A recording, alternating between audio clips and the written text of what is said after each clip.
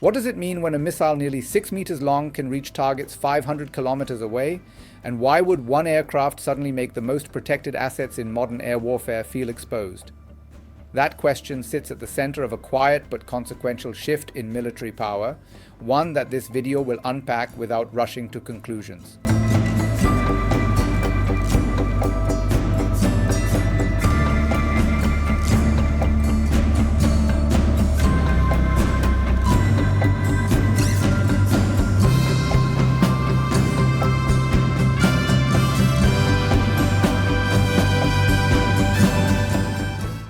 If this capability proves fully operational, it changes how air power is projected, defended, and sustained, particularly across the Western Pacific. Success would amplify China's ability to hold distant, high-value aircraft at risk, while failure would expose limits in integration and targeting that rivals would quickly exploit. Either outcome shapes deterrence calculations not just for China, but for every air force that depends on long-range support platforms to operate far from home bases. To understand why the PL-17 matters, you have to look back at how air combat has evolved since the end of the Cold War.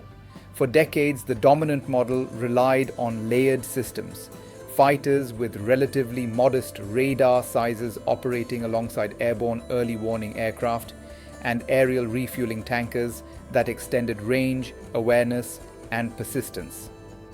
The United States and its allies refined this model through conflicts in the Balkans, the Middle East, and Afghanistan, where air superiority faced limited peer competition.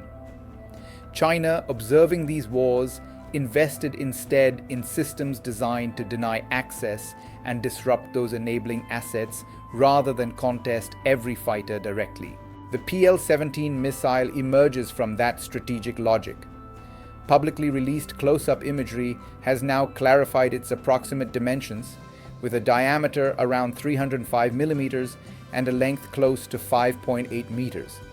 These measurements confirm that it is significantly larger than most air-to-air missiles currently in service.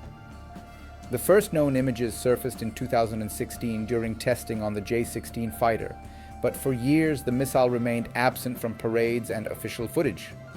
Only in December 2023 did images show J-16s in operational units carrying the PL-17 alongside the PL-15, PL-12, and PL-10, indicating that the system had quietly moved beyond experimentation. Estimates place the PL-17's engagement range at roughly 500 kilometers.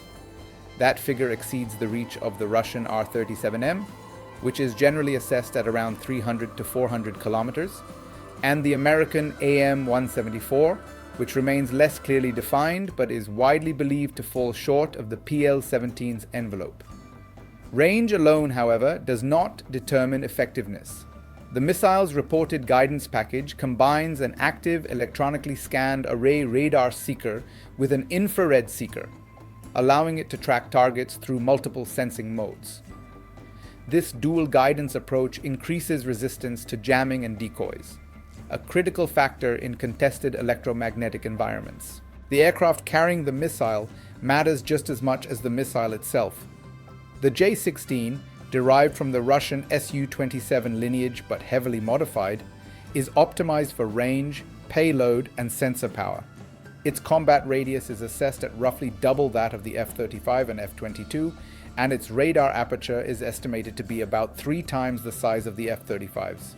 Those characteristics allow it to detect and track non-stealth targets at long distances. Analysts assess that a J-16 could guide a PL-17 against a fighter-sized target at approximately 400 kilometers using its own sensors, a distance that already exceeds most Western air-to-air engagement expectations. Beyond that range, the missile's effectiveness depends on networked warfare. China has invested heavily in airborne early warning and control platforms, fielding systems like the KJ-500 and developing the larger KJ-3000. Together, these aircraft form the largest and fastest-growing modern AEW&C fleet in the world. They can provide targeting data to J-16s, allowing PL-17 launches against targets well beyond the fighter's organic radar horizon. Fifth-generation fighters such as the J-20 and the emerging J-35 add another layer, using stealth to operate closer to adversary aircraft, and pass targeting information back through secure data links. One scenario to consider is what happens if this network performs as intended in a high-intensity conflict. In that case, support aircraft like the E-3 Sentry or KC-135 tanker would need to operate hundreds of kilometers farther from contested airspace. That displacement reduces the time fighters can remain on station and compresses operational tempo. Even without shooting down a single combat aircraft, the threat alone could reshape air campaigns. Another scenario explores the opposite outcome. If data links prove vulnerable to disruption, or if long-range targeting accuracy falls short in real conditions, the PL-17's theoretical range may not translate into reliable kills. Adversaries could then focus on electronic warfare, cyber operations, and decoys to blunt the system's impact, restoring some balance to contested airspace. The geopolitical consequences extend beyond technical performance. The Western Pacific is defined by distance, with vast stretches of ocean separating bases, allies, and potential flashpoints. Western air forces rely heavily on tankers and AEW&C aircraft to bridge those distances. China's ability to threaten those platforms from afar aligns with its broader anti-access strategy, complementing investments in long-range surface-to-air missiles, ballistic missiles, and a rapidly expanding fleet of J-20 stealth fighters. The J-16, produced in large numbers with estimates exceeding 450 aircraft in service, provides mass to this approach, ensuring that advanced missiles are not limited to a handful of elite units. Globally, the PL-17 underscores a trend toward longer-range, network-centric air combat. It challenges assumptions that stealth fighters alone can guarantee air dominance, highlighting instead the importance of sensors, data fusion, and protected support assets. Other powers are likely to respond by hardening their networks, developing longer-range missiles of their own, or investing in unmanned platforms that reduce risk to crews. As this capability matures, what matters most is not a single missile or aircraft, but the system they form together. Power in modern air warfare comes from integration, resilience, and the ability to impose uncertainty on an opponent's planning.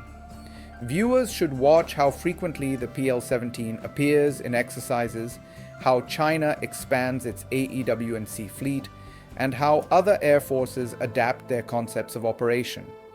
The balance between stability and escalation will hinge on whether these tools reinforce deterrence or encourage risk-taking, a question that remains open as the technology moves from secrecy into service.